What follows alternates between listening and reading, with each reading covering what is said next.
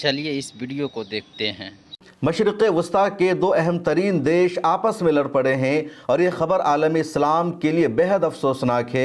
Saudi Arabia और मुत्तहदा अरब इमारात, ये दोनों पूरी मुस्लिम दुनिया के लिए, मिडिल ईस्ट के लिए सबसे ज़्यादा अहम मुल्क माने जाते हैं, लेकिन ये दोनों देश अब आपस में लड़ पड़े हैं। सऊदी अरबिया ने मुत्तहदा अरब इमारात की आर्मी पर हमला कर दिया है।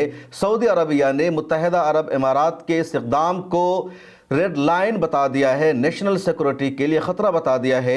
सऊदी अरबिया की वजारत दिफा का कहना है कि मुत्तहदा अरब इमारात का ये कदम सऊदी अरबिया की नेशनल सिक्योरिटी के लिए ख़तरा है और इस इक़दाम को बर्दाश्त नहीं किया जा सकता।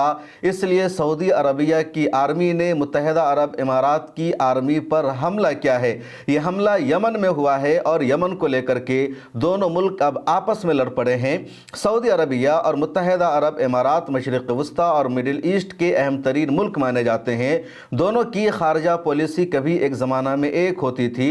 मुत्तहदा अरब इमारात वही करता है जो सऊदी अरब चाहता है। इन दोनों देशों ने कतर का 2017 में बॉयकॉट कर दिया था, नाकाबंदी कर दी थी, लेकिन पिछले 2 सालों से इन दोनों देशों में भी लगातार कशीदगी होने लगी और अब ये कशीदगी लड़ाई में तब्दील हो चुकी है।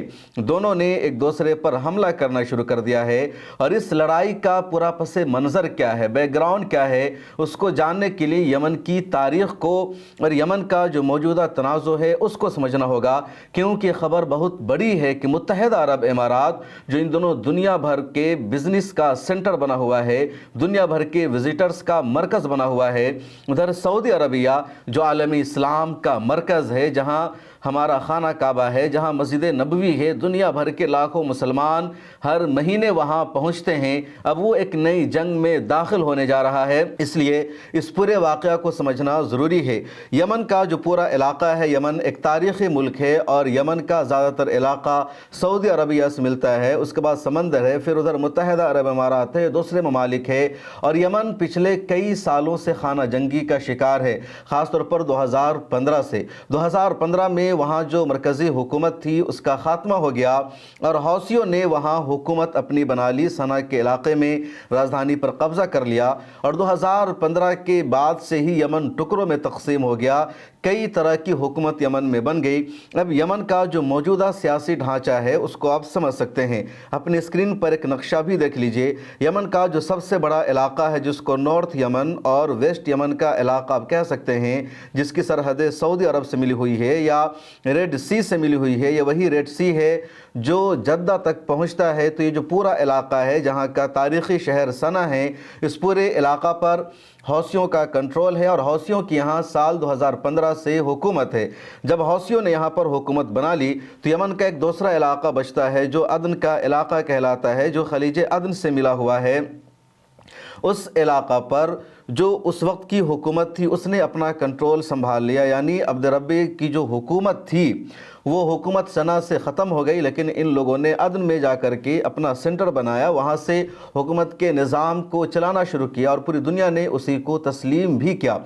उसके बाद यमन का एक और इलाका है जो साउथ यमन का इलाका आप कह सकते हैं या जिसको आप ईस्ट यमन कह सकते हैं। उस इलाका में अब STC ग्रुप की हुकूमत है। उसके अलावा भी यमन में कुछ ऐसे ग्रुप्स हैं जिनकी मुख्तलिफ इलाक़ों में हुकूमत है, लेकिन ये 3 ग्रुप सबसे अहम हैं। सबसे अहम तरीन ग्रुप अंसारुल्लाह है, जिसको हौसी कहा जाता है।